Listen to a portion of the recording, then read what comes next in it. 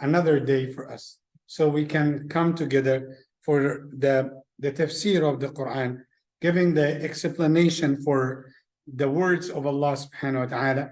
We ask Allah subhanahu wa ta'ala to make us amongst those people who recite Quran and they ponder, they reflect what Allah subhanahu wa ta'ala upon what Allah subhanahu wa ta'ala had revealed.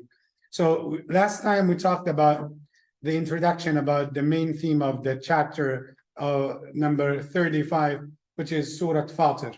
And if you just could remind me, maybe Brother Wajdi, maybe Dr. Yusuf, so about the word Fatir. What's the meaning of Fatir? Fatir, the creator.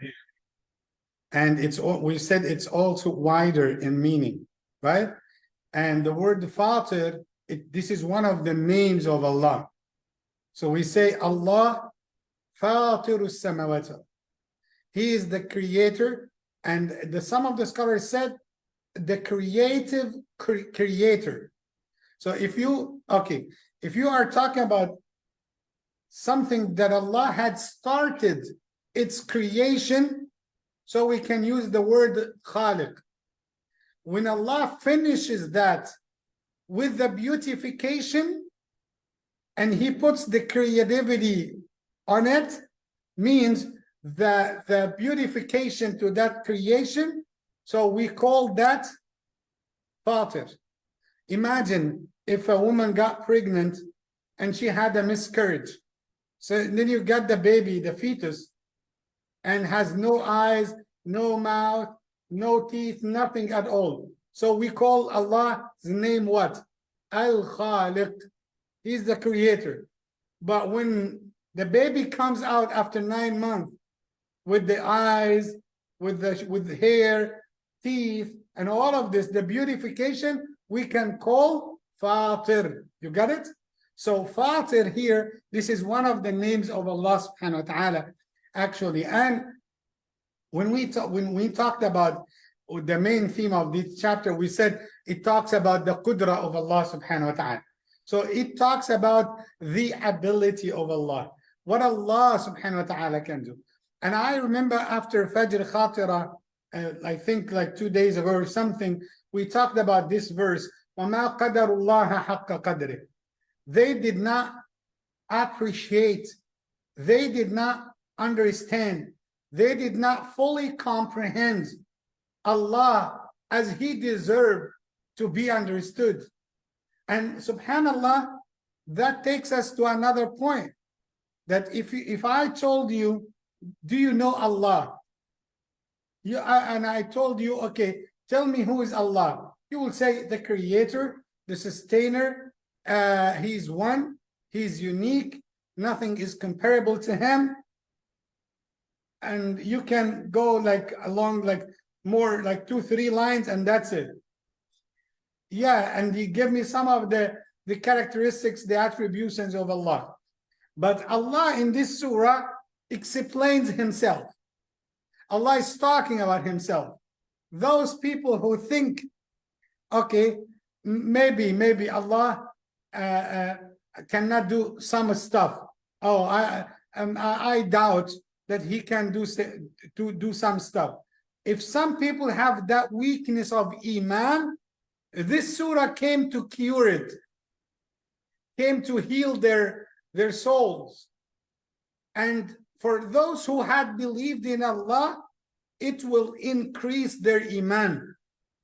And as Allah subhanahu wa ta'ala, so you might say, Imam, how the believers get more Iman? They already believe. No, I told you before that we as Muslims, we believe that Iman increases and decreases. Iman increases and decreases, right? So you now, not like the person who was attending Ramadan. Your Iman was high. When you go to Umrah, your Iman is so high. On the day of Arafah, or when you feel yourself praying at night, reciting Quran, more connected to Allah subhanahu wa ta'ala, and especially after the devastating time or a catastrophe or in times of the calamity, you might think yourself even closer to Allah. And then when you be indulged in the dunya, you lose the power of Iman. That's why Iman increases and decreases, increases by obedience and decreases by the disobedience of Allah subhanahu wa ta'ala. And one of the things that keeps your Iman up is to read Surah Fatir. Why? Because when you read Surah Fatir, you will get to know more about Allah. And Allah, so as we mentioned yesterday during the Zoom lecture, we said that Allah called the believers, and Allah said, Ya ayyuhal ladhina amanu, aminu. All you who believe, believe. And you say, Imam, they are already believers. So why Allah is asking them this? Allah is asking them to maintain their Iman. So don't say, okay, I'm a believer, then I will go to sleep. No, you will lose your Iman. So Iman, or believing in Allah, that is something you need to work on. That is something you need to improve. Sometimes you will lose Iman. Sometimes you will do other stuff that it will increase that Iman. So Allah subhanahu wa ta'ala, when he talked about the manifestation of his ability, of his qudra, the power of Allah, the capability of Allah, what Allah can do, then he started to remind us that he is the creator of the heavens and the earth, right? And he gave us an example of the angels. And I told you the angels, like a specific creation of Allah subhanahu wa ta'ala. And Allah mentioned in Surah Fatir that they have what? Wings. Allah created them with wings. Uli ajnihatin mathna wa thulatha wa ruba' yazidu fil khalqi ma yasha. Some of the angels with two wings, some of them with 3 wings, some of them with 4 wings. He wanted to tell us there are different creation of Allah. The angels are one of them. And Allah said, Yazidu fil khalqi ma yasha. He could even put extra, put more, and he creates whatever he wants. And that's why I told you before, and I will pause here, maybe it's out of Surah Fatir a little bit, but it's connected in terms of the qudra of Allah subhanahu wa ta'ala. Because when we talk about the qudra of Allah, you might say, okay, Allah subhanahu wa ta'ala created Adam and Eve, and we came from them. So it's not a big deal. He created only the first couple, and they got married, and we are the offspring, and that's it. And he kept that to go on, like going on. I told you, Allah had showed us his ability to create every single type of creation. Like he created Adam from nothing. Adam from nothing. From no father, no mother, right? Okay. And he created Eve from the rib of Adam. So Eve was created, Hawa was created from a male, not female. And he gave us Isa, Jesus, peace be upon him, to be created from a female, not male. Then we have been created from male and female. So he showed us everything from nothing, from only a male, from only a female, from both male and female. Why? To show us that he can do this. And to show, because you say, maybe he only can create that way, from male and female. He only, I don't think that he is able to do this. No, we have a comprehensive verse in the Quran. Inna Allah ala kulli shay'in qadir. He's able to do everything. وَمَا كَانَ اللَّهُ لِيُعْجِزَهُ مِنْ شَيْءٍ فِي الْأَرْضِ وَلَا فِي السَّمَاءِ. Nothing can prevent, can stop, nothing can come to Allah, and it looks like difficult to Allah, even in earth or the heavens. And Allah subhanahu wa ta'ala, the next verse, Allah, after he talked about the angels, Allah wanted to show us another aspect of his qudra, the qudra of the destiny of Allah. Allah said, ما يفتح الله للناس من رحمة فلا ممسك لها. If Allah is going to open up the gates of mercy for some people, nobody can hold them. Nobody can prevent the mercy of Allah.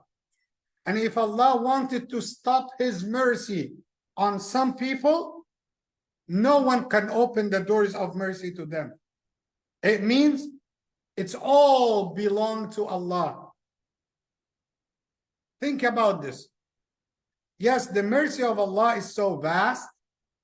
The mercy of Allah is so wide, but only you get it if Allah had destined that to come to you. Then Allah said, Ya ayyuhan nas, all people, اذكروا نعمة الله عليكم. Remember the bounties, the blessings of Allah upon you. And this is so great. Now let me ask you, do you remember the blessings of Allah upon you? Do you remember all of them? The blessings are countless, endless, right? But Allah said, He gave us example of His ni'mah.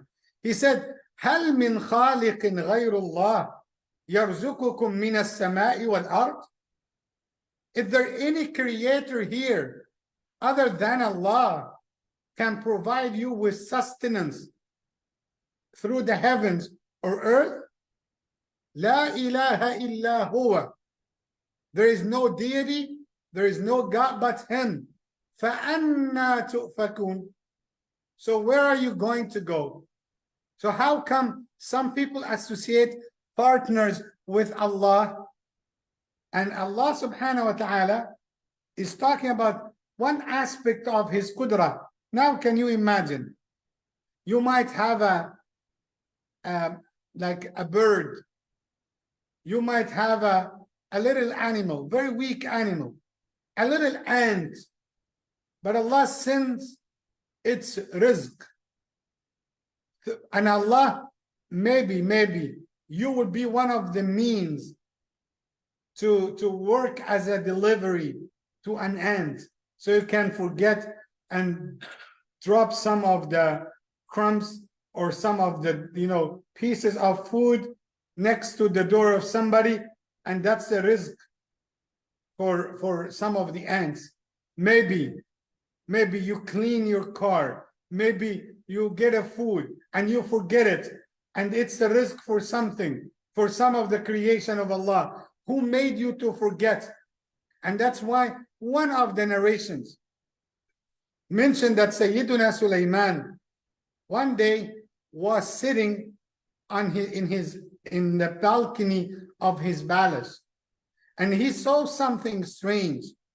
He saw that there is a bird who is carrying food in its mouth, and the bird did not eat the food and even did not fly to the way of the nest.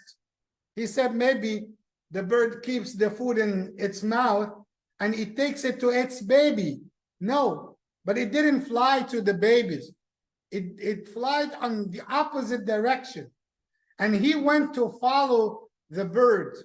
And at that time, the bird came to a little piece of a hole in the ground, and the bird had dropped the food and left. And he wondered why the bird came here and dropped next to that hole. And you know what? Yeah, he found that there is a blind snake came out of the hole to eat. Then it went back. Who told the bird that there is a blind snake? What is the connection of the bird with the snake? Subhanallah, this is Allah.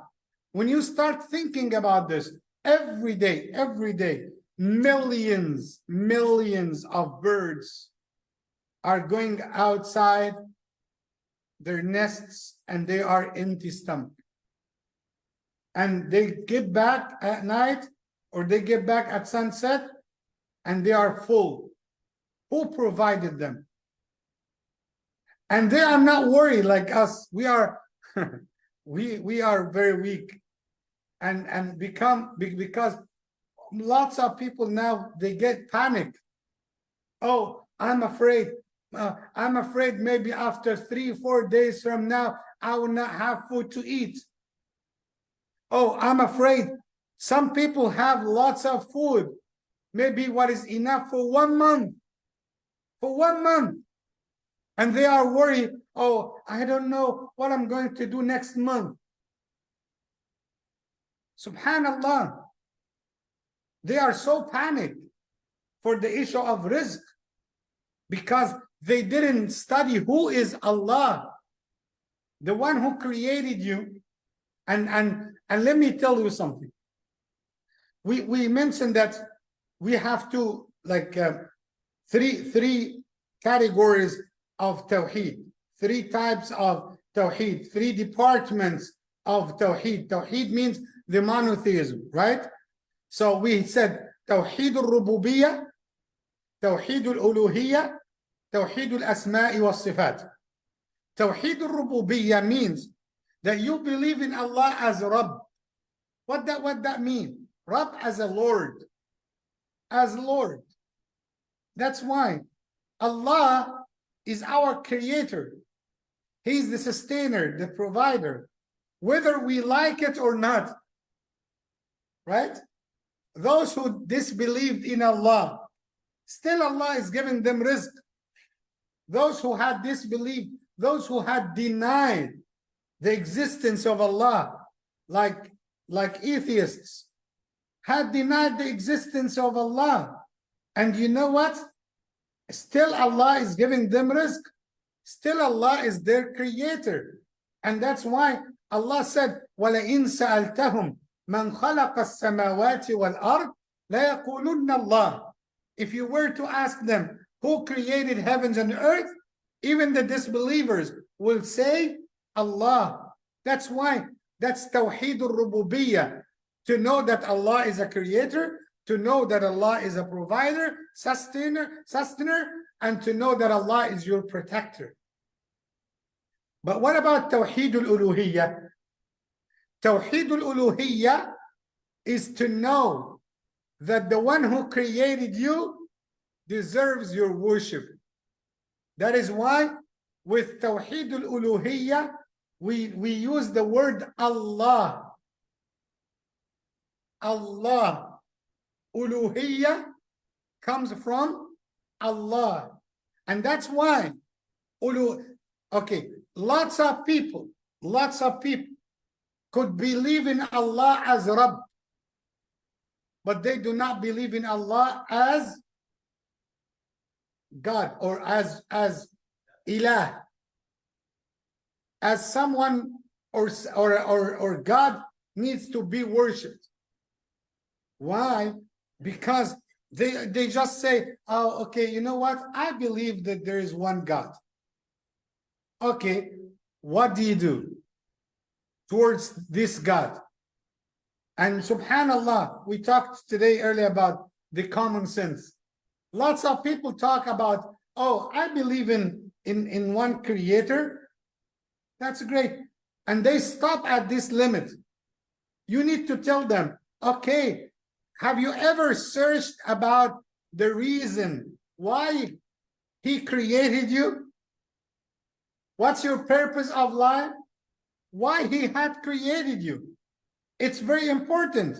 Once you start searching about why he created me, oh, you will come to the conclusion that he created me to worship him, to be thankful to him, to praise him, to live my life based on his instruction.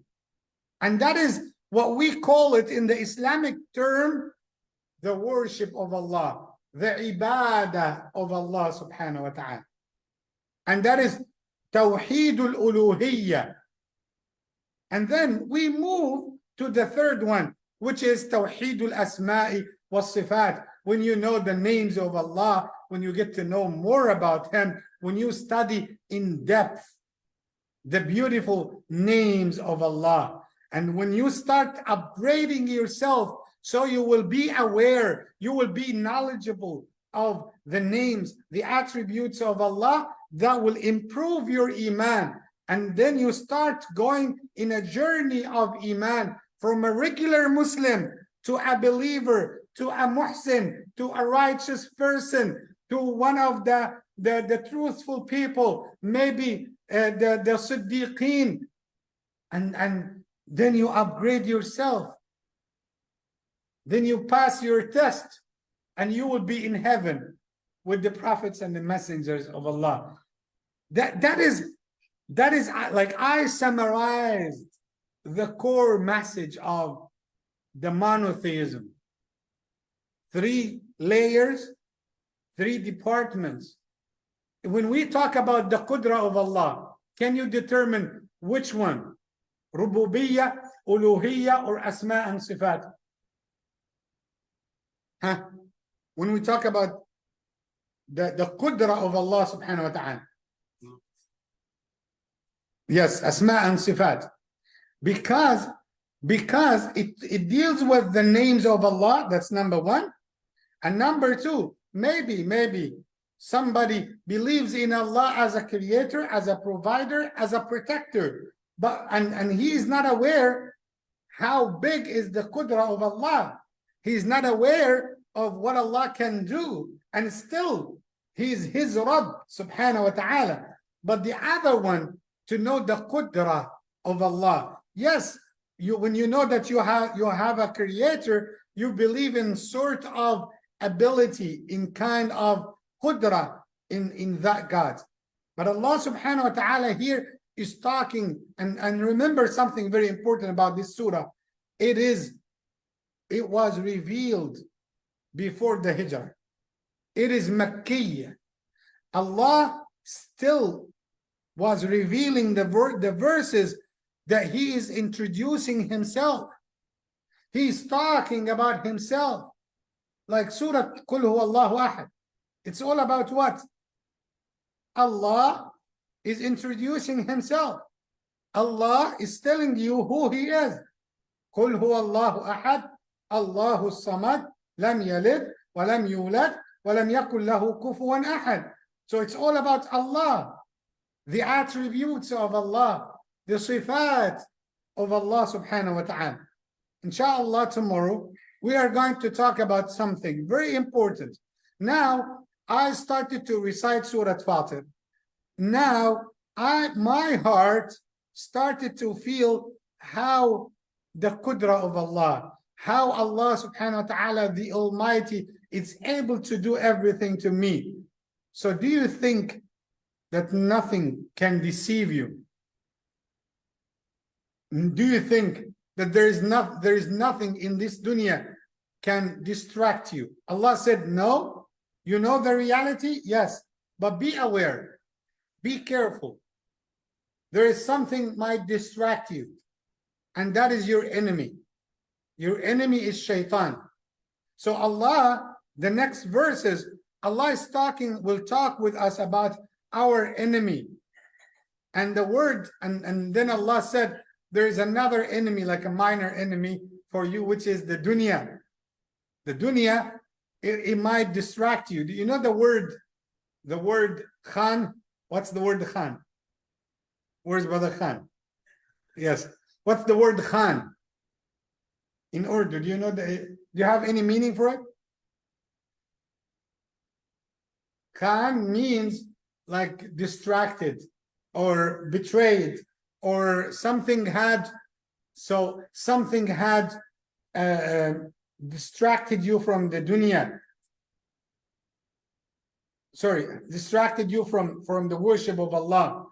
But there is something, the word, and Allah telling us, أَفَمَنْ زُيِّنَ لَهُ سُوءُ عَمَلِهِ. There is another way of deception, of tazeen, beautification, deceiving. Shaitan will trick you. Shaitan will try to take you out of the way of Allah. Inshallah, tomorrow we will talk about what is the plan of the shaitan in order to take you away from the way of Allah. May Allah guide us to the right path. Allahumma ameen, Ya Rabbil Alameen. May Allah subhanahu wa ta'ala keep us always under His protection. Allahumma ameen, Ya Rabbil Alameen. جزاكم الله خيرا. بارك الله لي ولكم في القرآن العظيم ونفعني وإياكم بما فيه من آيات والذكر الحكيم وصل اللهم وسلم وبارك على سيدنا محمد وعلى آله وصحبه أجمعين. جزاكم الله خيرا. السلام عليكم ورحمة الله وبركاته.